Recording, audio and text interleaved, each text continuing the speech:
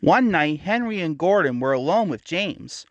Although Sir Topham Hatt was beginning to think well of him, whenever the chance came, the other engines would talk of nothing but bootlaces.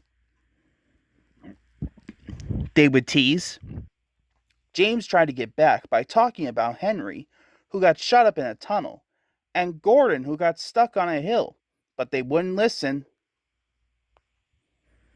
Said Gordon. Every wise engine knows that the signalman sets the switches to make the engines run on the right tracks, but Gordon was so proud he had forgotten. Said Gordon next morning.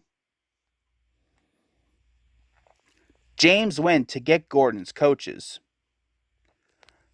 They were all shining with new paint. He was careful not to bump them, and they followed him smoothly into the station singing happily. Said James. Gordon, with much noise and blowing steam, got ready to back onto the train. Sir Topham Hatt was on the train with other important people, and as soon as they heard the conductor's whistle, Gordon started. He puffed, and the coaches glided after him. James watched the train disappear and then went back to work. He pushed some freight cars into their proper sidings and went to fetch the coaches for another train. James had just brought the coaches to the platform when he heard a mournful noise. There was Gordon trying to sneak into the station without being noticed. Gordon didn't answer. He just let off steam feebly.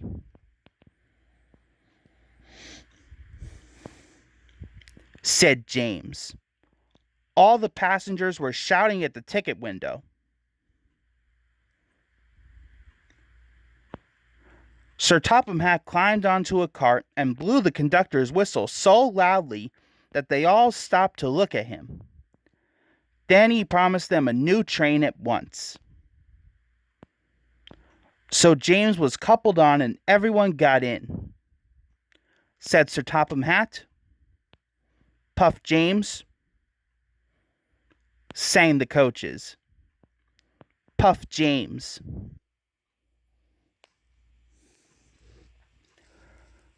Bridges and stations flashed by.